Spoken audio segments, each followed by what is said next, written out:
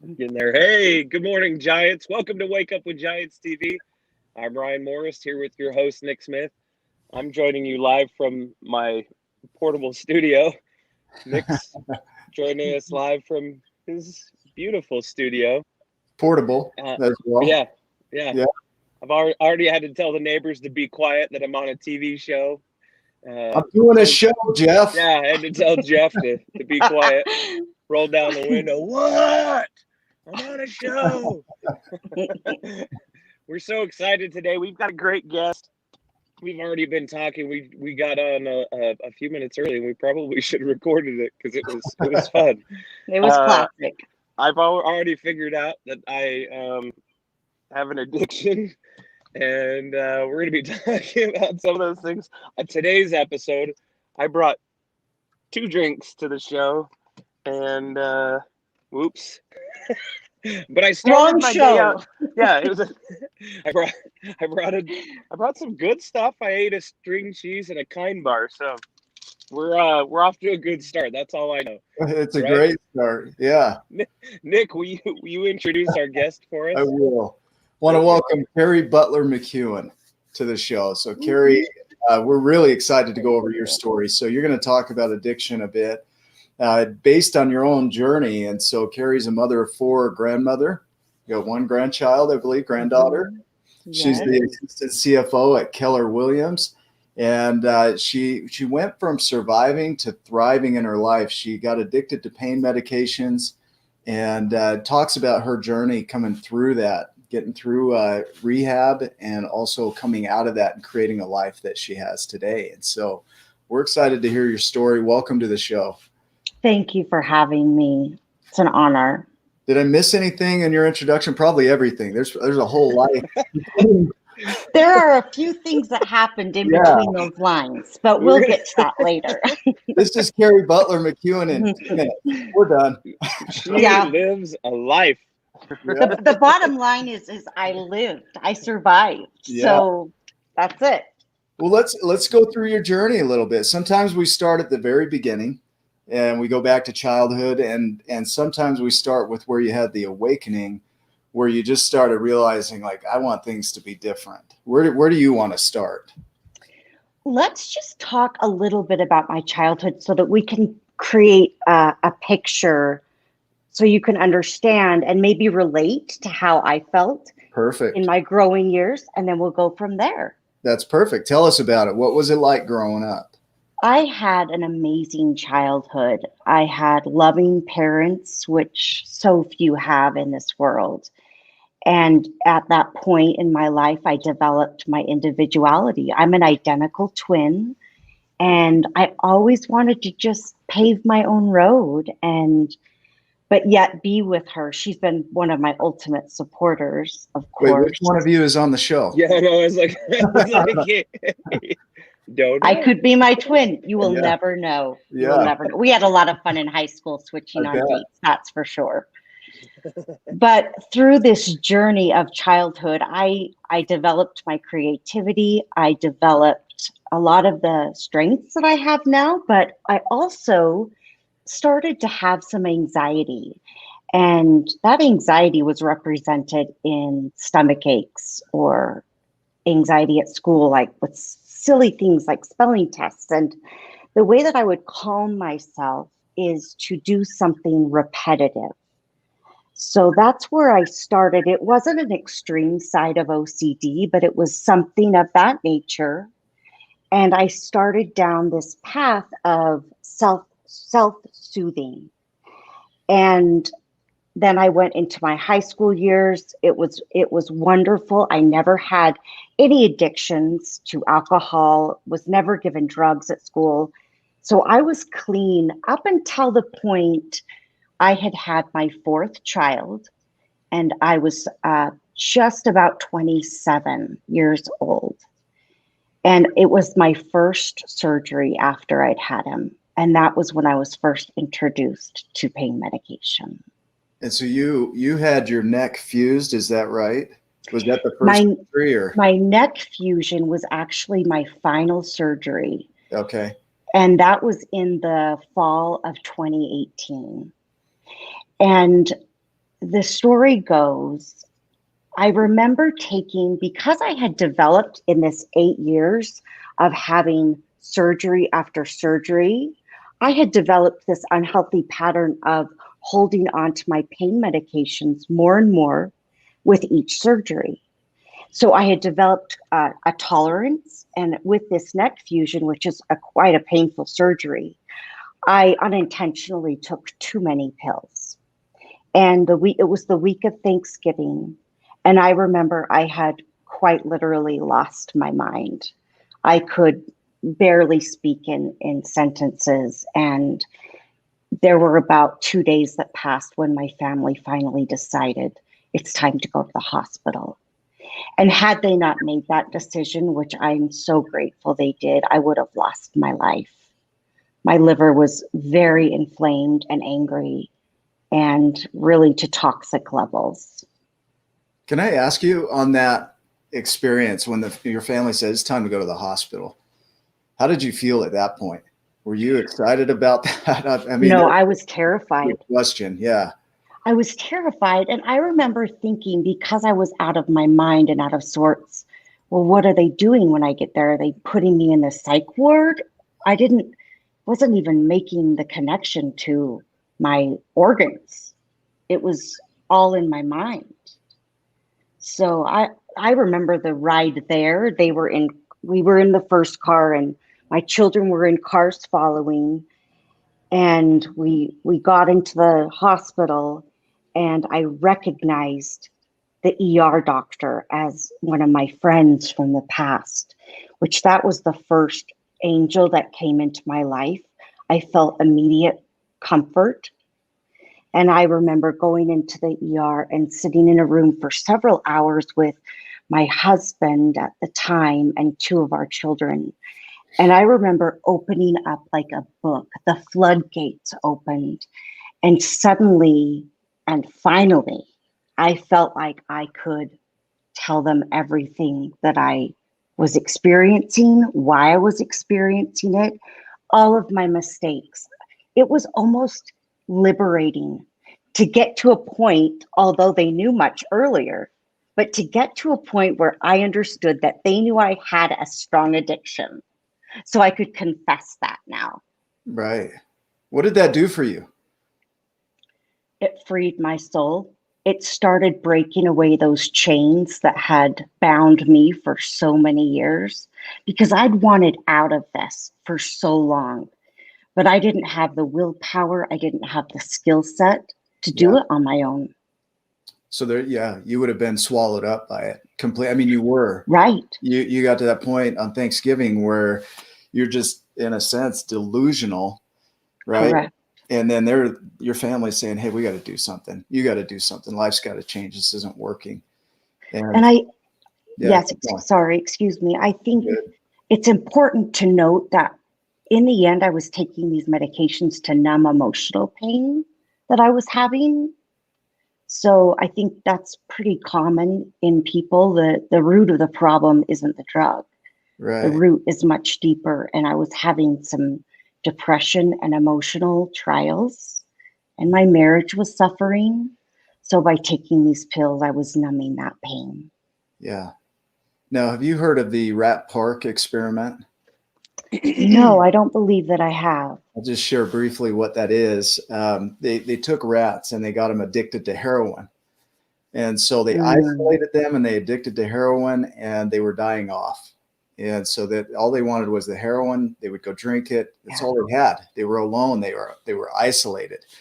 And then they created a park where they had everything the rat would need: other rats, social connections, toys, food, everything, and heroin. And in every case, the rat never went back to the heroin when it was accepted. And when it, and I don't know what a rat was thinking, but the idea there is that when there's social acceptance, when there's acceptance, that we don't need these addictions because we're able to open up about what's going on for us. And it feels like that confession gives you a space to do that. It's like, it's off my chest now. Yeah. Yeah. 100%. As you said that, I thought of something that I learned in treatment, and that is that connection is the opposite of addiction. Ooh, Addiction is very isolating and very lonely, where when you have that connection, like those rats did, you have that motivation to be clean. So to continue on with the story, I spent a week recovering in the hospital. And I think it was about the third or fourth day that my spouse introduced a pamphlet to me about a treatment center in Draper that was just for women. And I was so scared. I couldn't commit at that time. It took me a couple days to say, okay, yeah, I'll do this. And again, little pieces, little breadcrumbs were left by my higher power to get to this place. In the pamphlet, there was a picture that had always meant a lot to me in my heart. And it was hanging in the center at the women's home. And I thought, well, okay, that's something that my higher power is telling me, that this is your destiny, Carrie. And then the treatment center actually brought in people to talk to me about it. And one of those individuals was a brother of a girl that I cheered with in high school. So again, a face that I recognized. And that's ultimately what got me there. That's so interesting. Ryan and I see synchronicity. We call it, I mean, that's what it's called, I believe, is synchronicity everywhere. You know you're on the right path when you start seeing these breadcrumbs. Yes. And I just find it, you know, for me, it's numbers. Right now, the clock says 9/11. That's a reminder, you know, yes, the other day we were just talking about this, using 9/11 as a reminder to serve, to step up and be a giant, to do kind things. I just looked down to see if I could find my phone. Yeah. I was going to show you a picture. I need some more caffeine, apparently. Right. Because Yes. I did that last night, as Nick had talked about breadcrumbs and serving and 9/11. We had a conversation about that, and I snapshotted 9/11 last night. It came up. So it's so interesting to me that these breadcrumbs are left in our life to show us that we are on the right path. And if you'll pay attention to them, you'll see them more and more. And it's so interesting to me that yours came in the form of a brochure and a picture and a face, a familiar face. You're like, oh, this is right. There's somebody I know. Has that ever happened? Do you remember that happening in your life prior to this?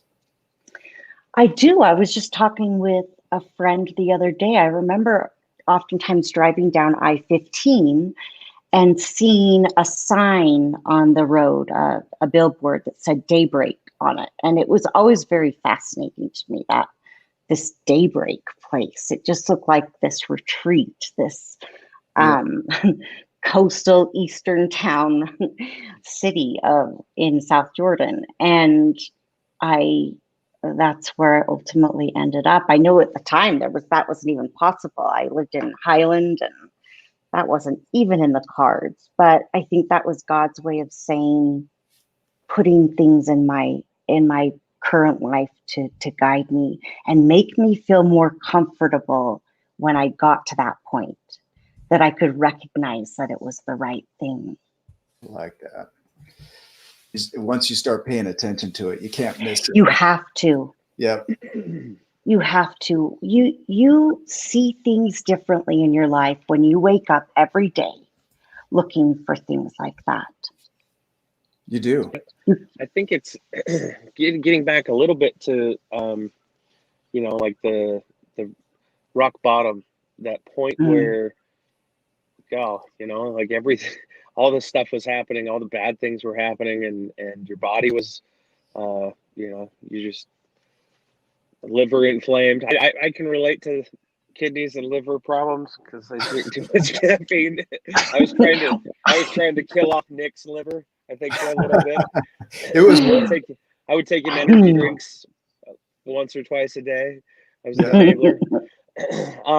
But on that, I've had a lot of friends that they go through a rock bottom experience. I'm not highly addictive, personality other than maybe my caffeine, maybe my work ethic. But first sign of addiction is saying you don't have a problem, Ryan. Yeah. My name's Ryan Morris.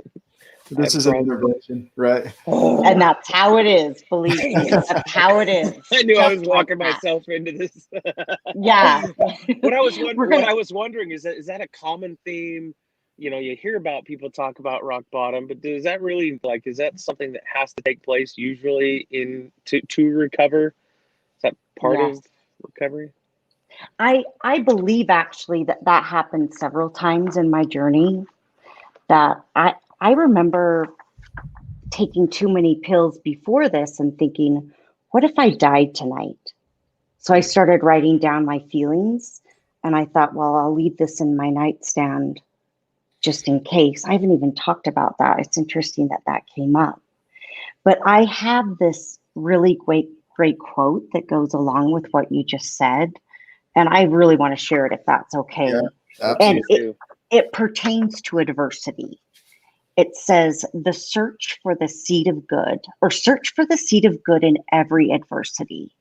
Master that principle, and you will own a precious shield that will guard you well through all the darkest valleys you must traverse. Stars may be seen from the bottom of the well when they cannot be discerned from a mountaintop. So you will learn things in adversity that you would never have discovered without trouble. There is always a seed of good. Find it and prosper. And that's from O.G. Mendino. That was beautiful. The original OG, Og Mendino. Yeah. I could not agree more. You know, this is what I was thinking as you were saying that. Rock bottom only works if you're paying attention to it. Because you said you had multiple rock bottoms, but they didn't wake you up. I wasn't ready. I wasn't ready at that time. Yeah. It really in reality took me almost losing my life to get things figured out. And when my spouse dropped me off at the treatment center that day, I don't think I've ever been more afraid. I was surrounded in that treatment center by women who struggled with much deeper addictions like heroin, like meth, like cocaine. Some were prostitutes at the age of 12, because their mothers were addicted. It was this horrible cycle. And I remember one particular day when we were all in one of our rehab circles. It's just like the movies. You sit in a circle and you say, hi, I'm Carrie and I'm an addict. And she was telling her life story. And I was so traumatized by the things she was sharing, that she had become this young prostitute, and that all of these things, her abuse that took place in relationships, I had to get up and leave and go into the bathroom. And I remember crying in the bathroom. And then one of my therapists walked in and said, Carrie, you are no different from this girl. What you did to get to this point, yes, it's different. But right now, an addict is an addict, and a drug is a drug is a drug. So that really woke something up inside of me. And that day, I remember becoming quite humble and realizing that our similarities were far more than our differences. And I became good friends with these women, some who have remained my friends since. You know, I keep hearing this term that other people are a mirror for ourselves, and that the things we don't like to see in others are the things we don't like to see in ourselves. And I wonder, in that experience, did that open up a lot of empathy for you, for others and yourself? Not just others, but yourself as well? Yes, 100%. Can you speak to that? Yeah. I've always considered myself as an empath. In fact, I feel like sometimes I take others' pain on, and that was another reason why I had to self-medicate, was because I was literally carrying pain from other people. And this taught me how to do that in a healthy way, how to be a listener and just love someone. When you're in this state, we don't need to be told what we're doing wrong and how to fix it. We don't need fixers. We just need listeners. We People need to someone. hold space, right? We Yeah, talked about that exactly. in our episodes. Yeah. Just love each other. So that because the love is the ultimate motivator, right? The love that you feel from someone else. We had Sunday visits, and for 2 hours our families were able to come, and that love that I received in that 2 hours carried me through the whole week. And then I wanted to give that respite and relief to the other women. And I remember one day, because it was Christmas time when we were all there, I remember waking up one day and thinking, okay, let's get creative. We need to cut snowflakes today. And on each snowflake, we're going to write everything that we're thankful for and put on the window of the treatment center. And I told the ladies, we are going to craft till our fingers bleed. We are doing this. And we all cut out these snowflakes and wrote down at least 10 things on each one of what we were thankful for. And those moments, that's what made us bond. In those moments, outside of the intensive treatment and the circles, those were those moments where we were humans. We weren't patients. We were just women who happened to have a common ground, but that we saw each other as equals. And that's where the love developed, was in making them soup for dinner. And those little things, I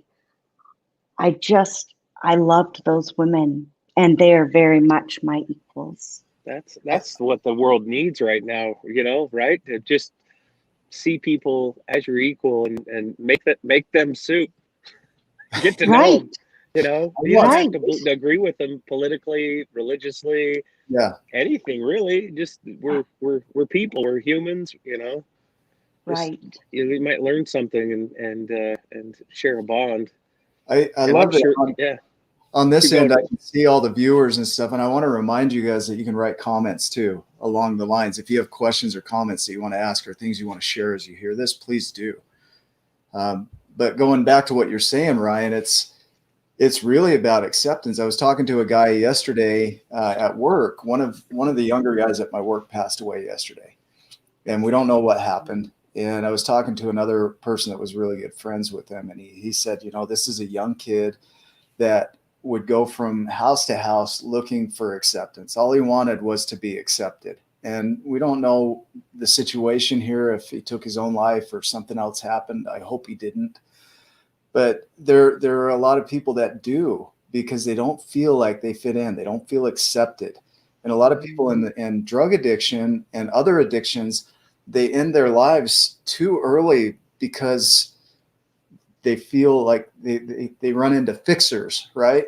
Instead of listeners. They don't feel like the Rat Park experiment. There's no hope. There's no way out. And so the only way they see out is to take their life. And that's never the solution. No. And so go ahead. Our addictions, we are not our addiction. We are not our trials. We are human beings here to have a human experience and feel things. And sometimes feelings are the hardest feeling. Sometimes feelings hurt and make us uncomfortable. Yeah. Sometimes feelings, say that again. Sometimes feelings are the hardest feeling. And sometimes, all times, we need to walk through these things and not bypass them. If we want to be different, if we want to make it through this, we have to willingly submit to the knowledge that there will be pain and there will be discomfort. But through that refinement, that's when you become the person that you're supposed to be on this earth. I love this. nuggets just. I know. I'm trying to keep up. Yeah, right. Type faster, Nick. I know. I sent him a gift this morning of a cat going like this on the keyboard. I didn't know that was. I can see into the future. I didn't know that I was going to be part of the show. This is from one of our viewers here, Kimber. Thank you for this about the Snowflake Story. So this is speaking to your character, Carrie, of who you are being in this world, and others are seeing it. And this is the beauty of it, is sometimes we don't even see it in ourselves, but others see it in us from the way we show up in life. And so that's just a huge honor to share that comment right there. Thank you, Kimber. Kimber. Sorry. No, you're good. You're good. Keep going. Kimber is one of my work associates. And when I started at Keller Williams, it was because of an associate at treatment that introduced me and said, hey, you should really go apply for this job. And I hadn't worked outside of the home in 23 years. I was terrified. But Kimber was there, and she is. And my family now, I was at the front desk, the receptionist, and I worked really hard and got to become this assistant CFO now, which my family resides within these walls from 9 to 5 each day. It's been such a blessing to have that, again, not isolation, but connection, which takes over the addiction. And I'm with healthy people, and I'm making new friendships. And Kimber's one of those people. You keep hitting on fear. I was terrified. I was scared. And in no case did you step back and say, I can't do this because I'm scared. Not once. Every time you're like, I'm scared and I'm diving in. I love it. I think that's my stubbornness. Yeah. Drug addicts, like, no one can say no to us, so we're just going to keep plowing forward. But fear can be paralyzing if we're not careful. We have to move through it. The only way is through. Yeah, you talked about sometimes we're our harshest critics, right? We can't love ourselves. We can't. We just don't see the good. Sometimes all we see is what we're doing wrong. I'm that way a lot on myself, and I'm a workaholic. I'll admit that 100%. Constantly being told, "Hey, go relax, go do something for you," and usually it's always go for others or whatever. But drink 2 caffeine drinks and go relax. Yeah.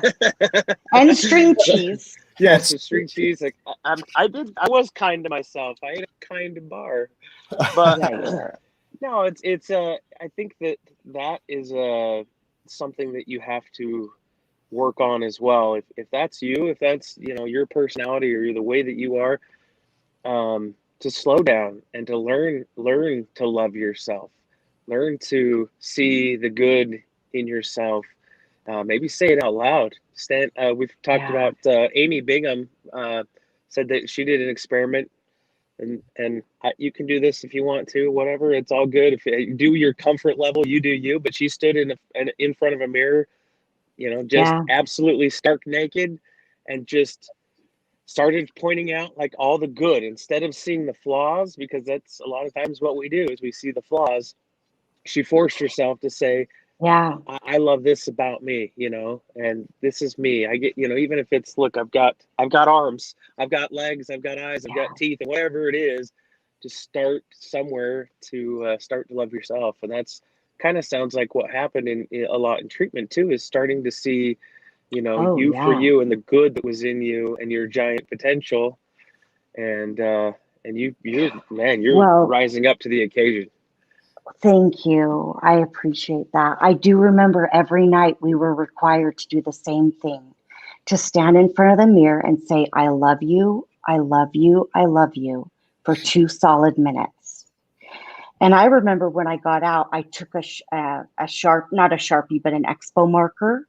And I started writing on my mirror every morning, something that I was grateful for and something I loved about myself. And I did that every morning, because it it was scary leaving that home and being on my own for the first time in my life. I was in a home. What does that do for you throughout the day? Oh, you honestly, you start looking for things that you could write on there tomorrow. Is that to get a wipe off marker? Because I've been using Sharpie, it won't come off. No, don't use a Sharpie unless you really need the reminders. They're there every day. Some of us probably do. Yay. Hi, McKenna. Yeah.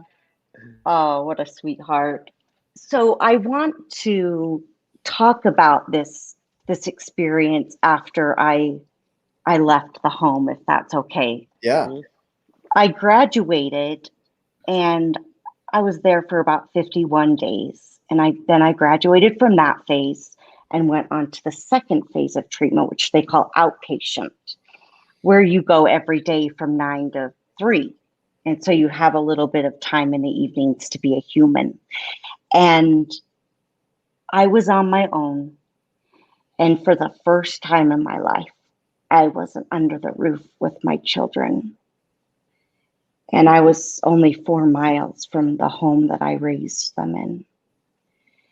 And at this point in my life, my kids hadn't come back fully into my life for obvious reasons. I mean, I'd really hurt them. And I'd asked for forgiveness from them at this point, and they listened graciously. But I know that it takes time. I knew that at the time.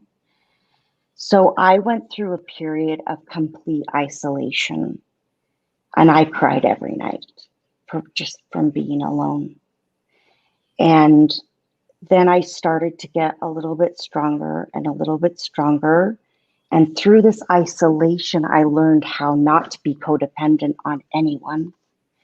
I learned that I could master these things that I had just learned on my own, which has proven to be a great thing because I'm still on my own, and yet I'm no longer suffering with these addictions like I was. My brain has been rewired, and I'm almost 2 years sober now.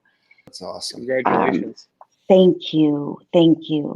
Can but I know, ask you, yes. I want to pause you while you're in that part of it, because you talked about going from that deep, dark aloneness, and I can relate to that, and mine was a different experience, but that loneliness that you feel and coming out of that, for me, it was a series of tools and rituals and routines that I created on a daily basis that really got me out of there.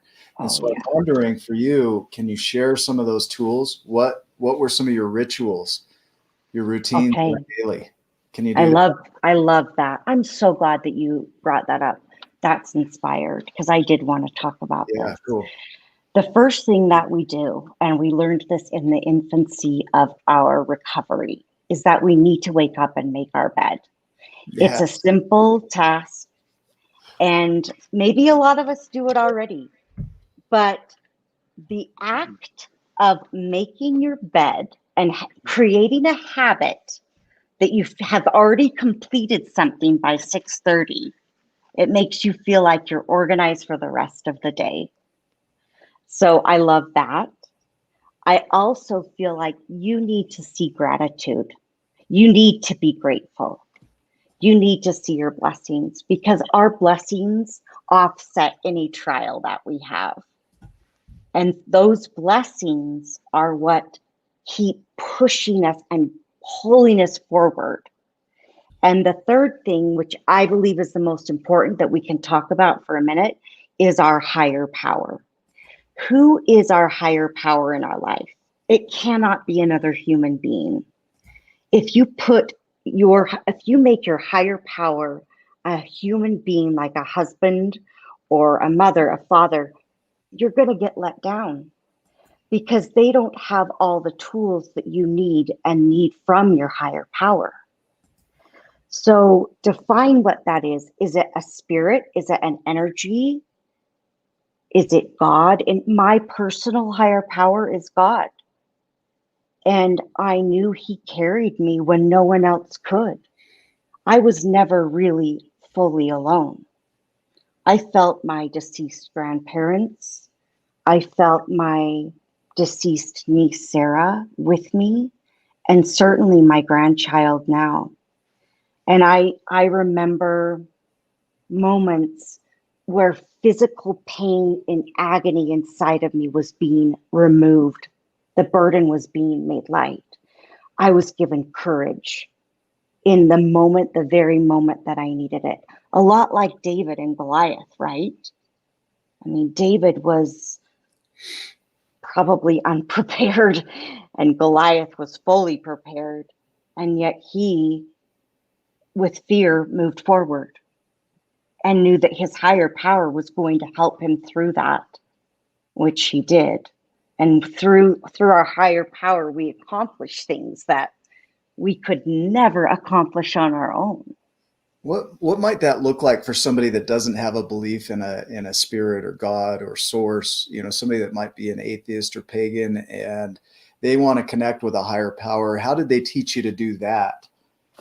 It's actually the first step in Alcoholics. Yeah. The 12 steps of Alcoholics Anonymous is that you need to define that power.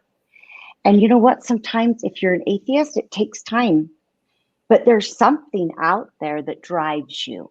Something, right? Something. Yeah.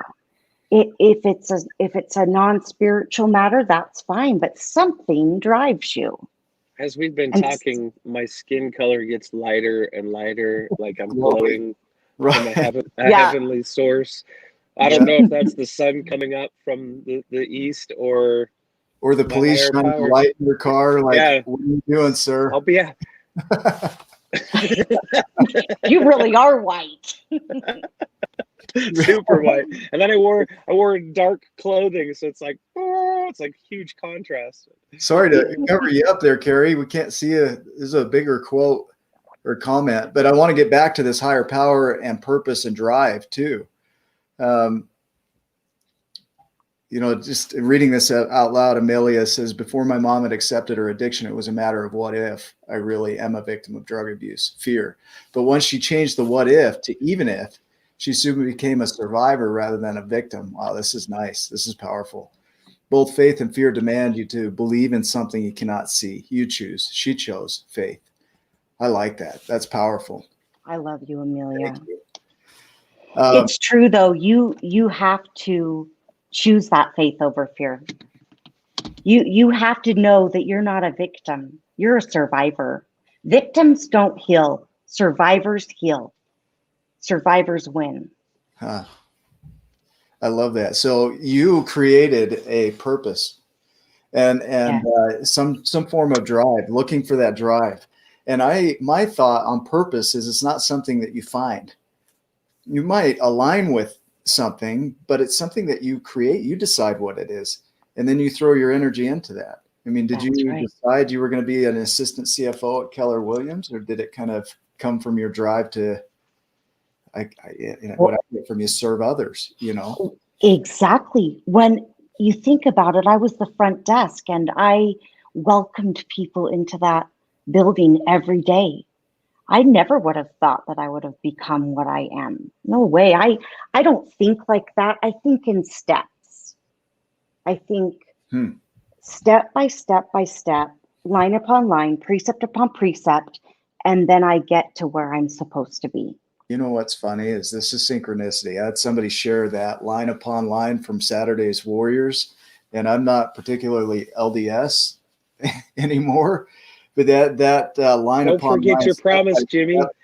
I love Saturday.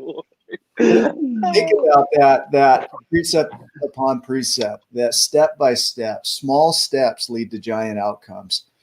And you know, the whole story, this book that is put together, The Giants and the Smalls, is about taking small steps, the steps where you're at, because eventually your stride's going to get bigger and bigger and bigger. And pretty soon you'll be a giant. You'll be above the clouds. And it's like you couldn't see yourself being assistant CFO when you started. You were just serving step by step. That's right. Yeah. That's right. Can you keep going with that? Create the life, create a beautiful life with what you have. And accept where you are right now. Don't ever think in 5 years I will have joy when this happens. Or in 10 years when I'm retired, I will have joy. Instead, Look for the gratitude each day. Look for what you have and love your life. I've learned that. And I learned that by having everything stripped from me. Touching on that too, when you when everything was taken, you're at your lowest point, right?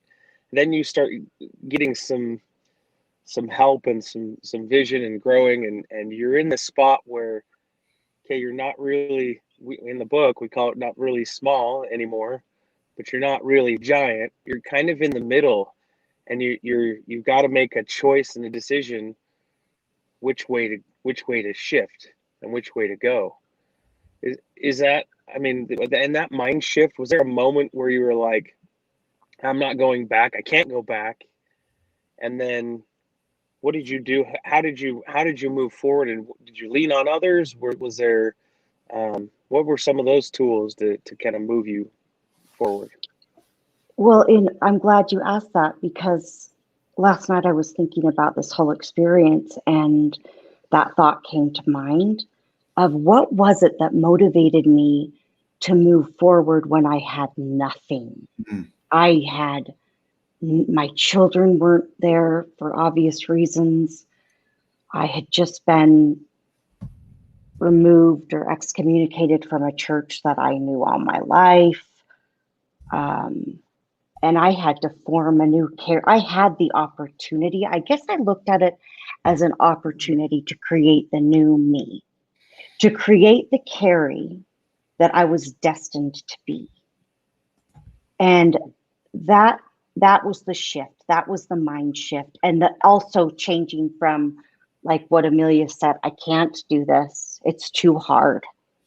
I want to stay an addict because I can have a beautiful life and be given all these things, but that wasn't enough for me anymore. I love my small house. I don't have as much as I once did, and those things aren't even important to me. It's who I am. It's my character, that I am what I say I am. And I'm no different in any situation. I hid so much in my prior life. My secrets made me so sick. And when you suppress things like that, is that physically sick and mentally sick, like on 100%. Holding that stuff in? That's interesting. My character wouldn't allow me to sin and not physically feel it. And I had to let go. I was addicted to perfectionism along with drugs, and I had been my whole life. And I know this is a common thread through a lot of people. A lot of people experience the disease to please and just being an addict of being perfect. I was always falling short, obviously, because it can't be attained. Some people, just real quick, pause. Some people think disease like catching corona, right? Like, right. But disease is, if you break that down, it's dis-ease. It's your body's out of balance. You're out of alignment somewhere, or in integrity of some sort. And so this is amazing. Keep going with that. That's incredible. Well, we were taught in treatment, actually, now that you say that you cannot be healthy and live in line with your values. We had to start living in line with who we believed we were, our real true values, which meant that I had to shed a lot of stuff, a lot of bad things that I'd messed up for myself, this beautiful mess of a life. And I had to decide then that I was perfectly imperfect and I could make mistakes. And that's okay, because that's what a human is. Humans aren't perfect. That's why we're imperfect, and it's okay to make mistakes. Yeah, I like that. Yeah, because if we didn't make mistakes, how would we ever learn? When I'm 90, I'm going to look back on this life and say, I'm so grateful for those road bumps, because that got me to here. And I think about that a lot in my house when I'm in this protective barrier, and I think, this is actually where I was always supposed to be. I just had to walk through some pain to get here. Isn't this so true? Like what I just wrote on the screen here, that mistakes are an accelerator for learning. Like Yes. I could learn the slow way, or I can jump in and screw things up and really learn quick. You know, like I'll never do that. Yeah. Right? Yep. Mm-hmm. Fear and pain Yeah. are that, you know, those, you know, you talk about all the time, people talk about touching the stove and burn, you know, kids burning their finger or whatever. If mom and dad just always said, no, don't touch that, don't do that, that it's not as powerful as having the kid actually do it once. And, I literally, Yeah. whew, not Yeah. doing that again. yeah, And feeling that consequence because of pain when you touch that hot stove. yeah. I had really gotten out of a lot of consequences in my life. And one day at the treatment center, it was so hard because these places have this way of unbuilding you so that you can rebuild yourself in a healthy way. And my therapist called me into his office and he was calling me out. This is my twin sister, by the way, calling me out on Awesome. everything wrong I had done. And I knew it. And I was too prideful to admit these mistakes. And he said, well, Carrie, I can tell you these things because you're not a runner. And in my mind, I said, challenge accepted. I'm a runner. So I got my UGG boots on. Okay, just know that this is the middle of December. I got my UGG boots on, didn't have a coat on, walked out the front door, walked 3 miles down to the gas station because I was out. I did not want any more of this refiner's fire. I was out. So I walked down to this gas station and I called my spouse and I said, you got to come get me. I can't do this. This is way too hard. And he came out with my parents because they were all worried. They had no idea where I had gone because the treatment center had called them and said, hey, Carrie's just jumped ship. We don't know where she is. So they found me at this gas station and my spouse pulled me in the car and he said, Carrie, you don't have a home right now. This is your only home. And your idea of coming back to the kids and the dog, it's not even an option. Bless his heart. He had to put up with a lot. And so from there, they returned me to the treatment center. And with this one promise, I said, I will go back if you bring my dog, his name was Beans, out to see me tonight. That was the one stipulation. But I went back, and my consequence, getting to that point in a roundabout way, my consequence was that I couldn't make any phone calls for a week, which rehab is a little bit like jail sometimes. And though you live for those phone calls, but that was taken from me, and I couldn't have my Sunday visit. And I thought, wow, this is the first time that someone has imposed a consequence on me, and natural consequence, obviously, that I've had to feel. And that's always stuck with me. That has really stuck with me, that experience. You know, that's powerful right there. Consequences can be powerful teachers. That's right. Recognizing that the way that life was is no longer available to you because of the choices that you made, right? And I've been through that. So I've experienced that life that you once had is no longer yours because of choices that you made. Really wakes you up. It really slaps you in the face to the point of saying, oh wow, I've got to either succumb to this and be overtaken by it, or I got to make some changes. Carrie went like this a minute ago, a couple minutes now, and she kind of held her head like this on this. I don't know if you can see. Can you see that? Yeah. Yes. That's in the book. Okay. Where Rit has to make a choice.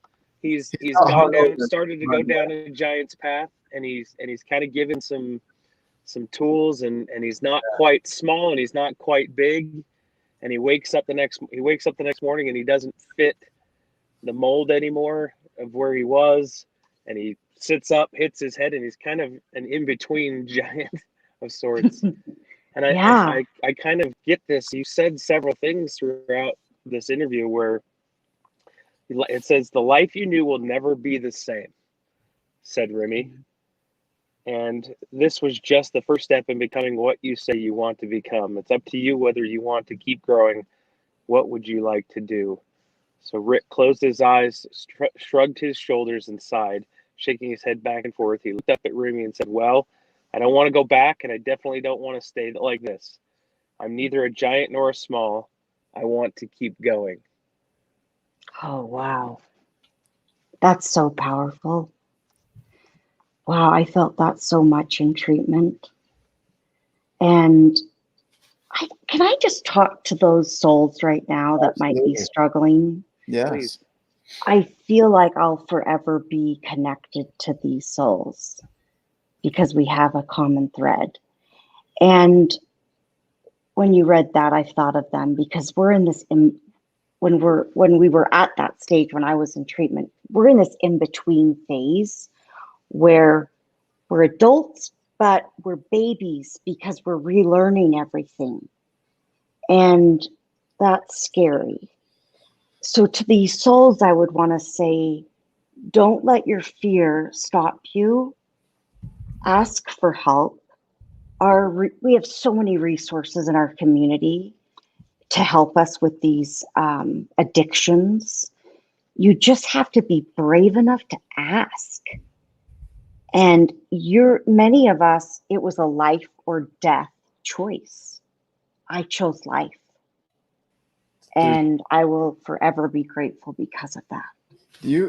Please choose life too, everyone out there, because please do. We see your giant potential. We know that what you can become. Every human has that ability and that potential inside them. And sometimes you might not be able to see the light. You might not be able to see the good. We can, and we can help you. So if you need help, reach out. We'd love to help you. There's like Carrie said, there's so many resources. Don't go the other direction, please. Be brave enough to ask. You're a model of courage, and I've heard that courage cannot exist without fear. So if you're feeling afraid, that's your opportunity to really be brave. That's your opportunity to be courageous and do something for yourself. Sometimes you might have an intervention, but the reality, there's a quote that I love that says, nobody's coming. Nobody is coming to rescue you. No one. Oh, yeah. I have a poem that I wrote that's on YouTube. It's a video that I put together called the Bond and Free. And if you look it up, Bond and Free by Nicholas Smith, you'll see it in there. You almost have to put all that in there. But it talks about that we're the masters of our own ships, or we're the ones that cause our own suffering. And so we have a choice to make on who we're going to be. That's the power of being a human, is that we have a chance to really choose if we're going to be brave and fight or flee, and run away. And man, I think this is powerful and impactful. And I know we're running out of time, but I could keep going for hours on this. But I want to ask you, if you were to go back in time and you were able to meet with yourself when you were younger, and you were able to have a deep conversation. And we talked about Bill and Ted's the other day, how old Bill and Ted meet young Bill and Ted, and they say, oh, they're such nice young boys, right? But you're able to go back and talk to yourself and have that deep conversation. What's one thing that you would share with yourself? I would say, Carrie, be patient with yourself. You don't have to be perfect. You're beautiful just the way you are, and you're loved just the way that you are. And I would also say to never be afraid, that you do have the power to control your destiny. And that some days we might not accomplish anything, and that's okay. We're enough. We're always enough. And we'll always have love. Just take it a day at a time. I'm going to capitalize always in this. Oh, I just want these souls to know they're not alone. Yeah. To just have the courage to get help. Save your life. and be patient with yourself and know that your change is just around the corner. I think you're powerful. I know you don't have a website or anything yet, but if you're not following Carrie on Facebook, or I don't know if you're on Instagram, but maybe start there as well. But definitely a person you want to follow. I mean, is there any other advice that you'd want to give people today that are watching this show? I would say that your life experiences shape you to who you become. Choose the best, choose the better part of each experience, and write it down. I have found in my journal that it's a healing mechanism for me to put things into words so that I can reflect on them later on. And I want to remind those that are wounded that there is nothing more beautiful than someone who has a wounded heart and seeing them help another wounded soul. That to me is an angel on earth. Love those around you. Look at them in the face. See them for who they really are. Everyone has a story. After you know their story, you can't help but love them. That's what I would say. I love that last part. Everyone has a story. And the question would be, do you know it? That's right. Do you know why you were here? I know why I was here now. I know why. And I'm going to keep going in that direction. I kind of get that about you. Thank you. Yeah. Ryan, do you have some additional thoughts here? You know, I didn't even dip into number 2. So, you're on a natural high. This is a natural, healthy high. I'm on my way. So, no, I really appreciate, because it's and also it's interesting when I know when we're in alignment, because so many things fall into place. It's kind of weaves in, and you were the right fit right now today for us and for everything that's going on in our lives. And so I don't know if this was for anybody else other than me. Maybe, I don't know if Nick feels that same way, but I feel like this episode was for me, that I needed this as well. And that if you can just, the things that you're doing, I'm sure, I know, I can feel your character and your integrity, and just changing one life would be enough. And you would do everything that you're doing just to know that you had an impact on one. So know that you have today. You've had an impact on my life. And I know that others out there are feeling that same thing. So continue doing those good things, the good work. And there's so many other people. I can see all the comments that are coming up, and family and friends and people that are in your life that they're proud of you as well. And I'm proud of you, and I just met you. And so thank you. Thank you for becoming my new friend and being a giant in the world. We need more of you. Thank you. That's really sweet. I appreciate that.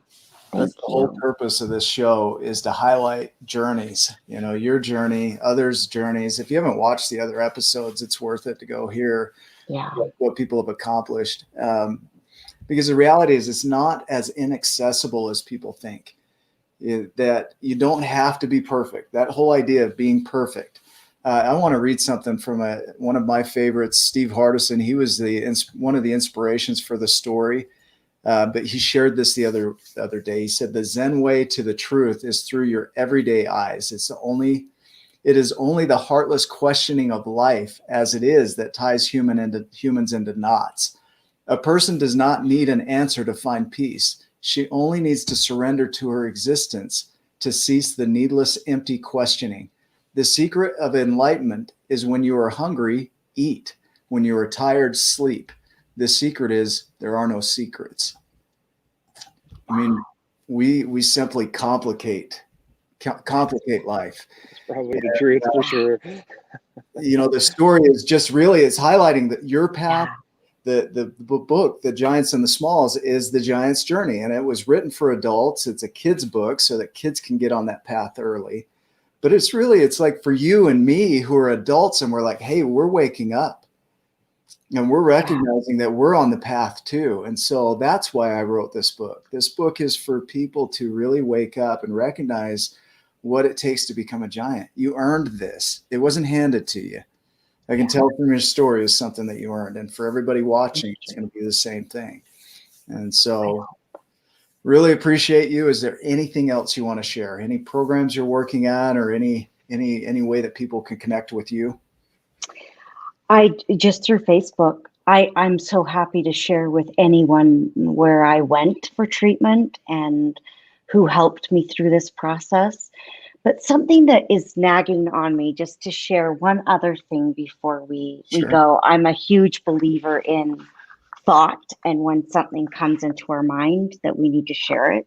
Sure. This book, besides yours, is my favorite book, Man's Search for Meaning. Oh, yeah. And in it, there's a quote that lives with me. And let me see if I could find the very page that it's on. Because we're all put in situations that we wouldn't maybe choose to be in, but we need to make the best of. And Viktor Frankl is a prime example of one who lived through the concentration camps. But he writes. I got to stop you because we're back into synchronicity because Nick just talked about that.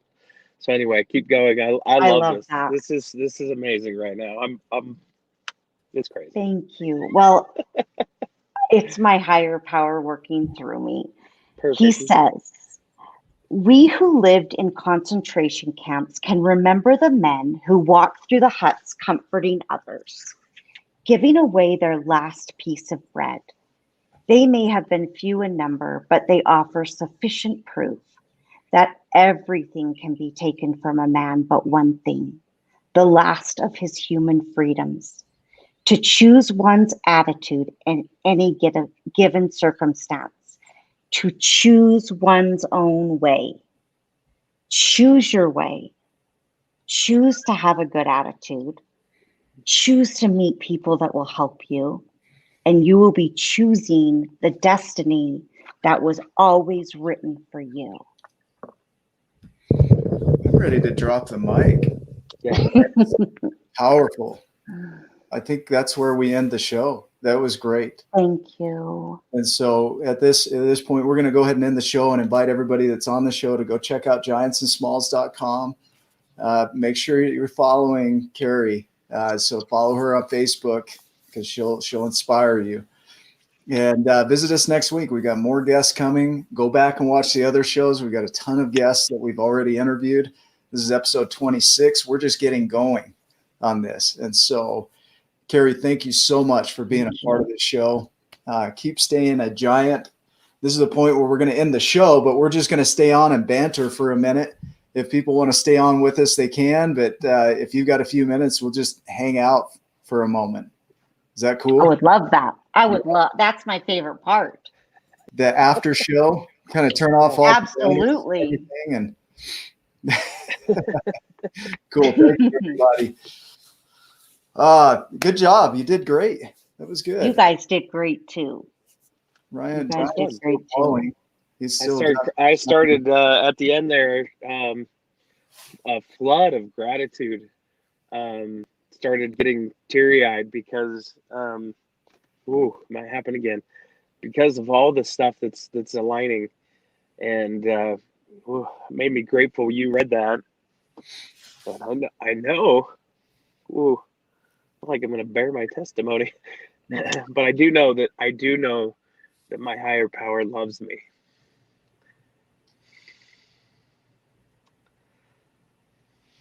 That he sends people into our lives for reasons. I'm thankful for you today. I'm thankful for Nick, and for living your best life and choosing to become better every day, for going through those hard things, I know both of your stories now. Not yours as much, because in a small window of time, it's hard to dive in to the day to day and the hurt and the pain and the suffering and the struggle. I know Nick's life very well. We spend a lot of time together, and I'm grateful. I'm very grateful for you guys going through those things. And I know that at the time, it probably was the worst thing ever. That some days you didn't want to wake up, that you didn't want to face the day. But selfishly, I'm grateful that you did. Thank you. That means a lot. Sorry, everybody. No, you're good. No mistakes. Wow. Just happy accidents. That means a lot to me. I love that we're three strangers, and in an hour we can say things like that to each other. That means a lot to me. That really means a lot to me. It's people like you that got me through this. I want to show you. I'm such a visual aid person. This book right here, these are letters that I received in treatment. And I love this quote. It says, "I am fearfully and wonderfully made." And these letters, these women that wrote me may not even know that they helped save my life. They helped save me, because those letters always came when I needed them most. I'm so grateful for them. It's that affirmation, right? Those breadcrumbs. Yeah, that was amazing, Ryan. I really appreciate when you spoke, it resonated in my soul. Thank you. We love and appreciate you, so thank you. Thank you. It's good, man. What's on your mind, Mr. Nick?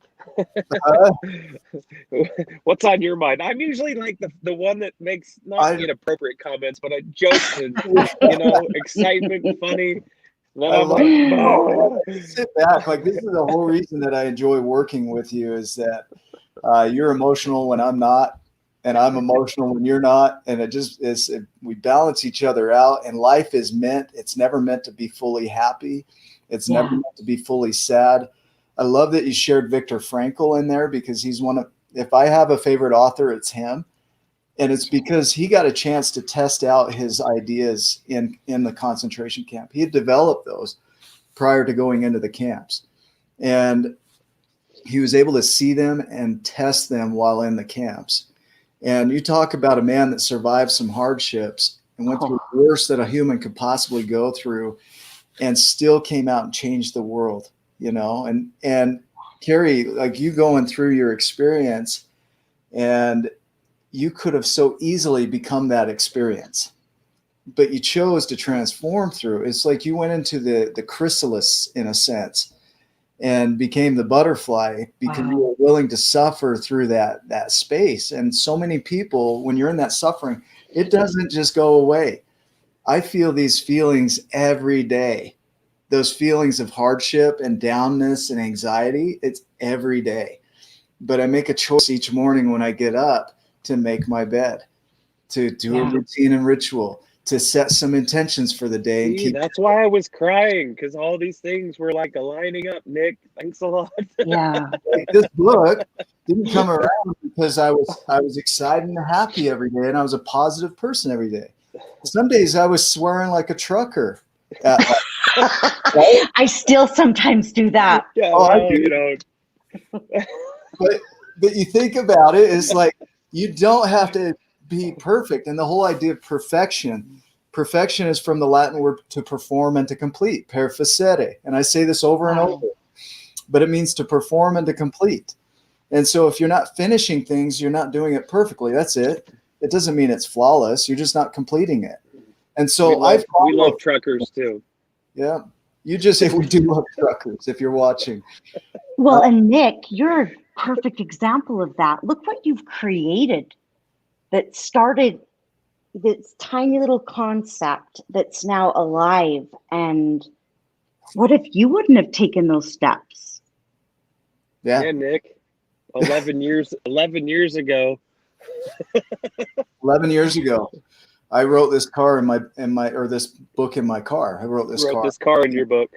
I wrote this book in my car driving to work, just thinking, why is there such a big difference between the giants, the ones up on the hill, my perception of giants at the time, and me? And what I came to through mentors and others is that there's no free ride, that the journey isn't easy. It's not meant to be easy.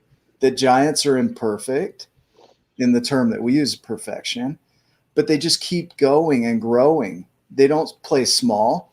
They have people around them that say you're not worth anything, but they don't listen.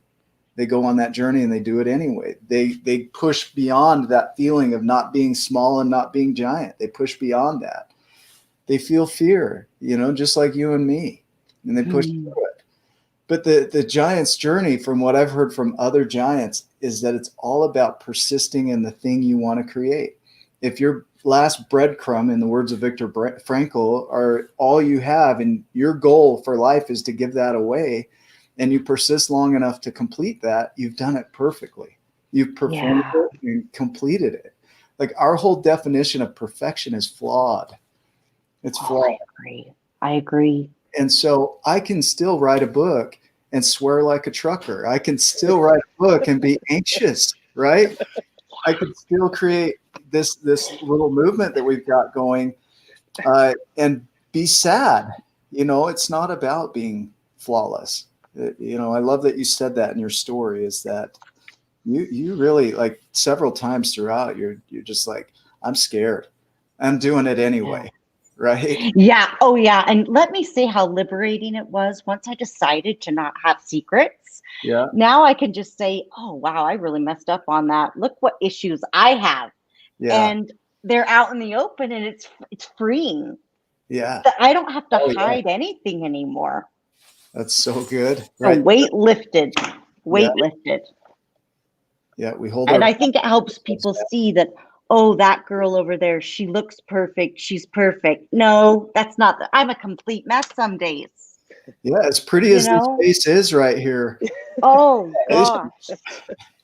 No, I am anything but perfect. And I will laugh about my mistakes, because that's what just keeps me going. This is great.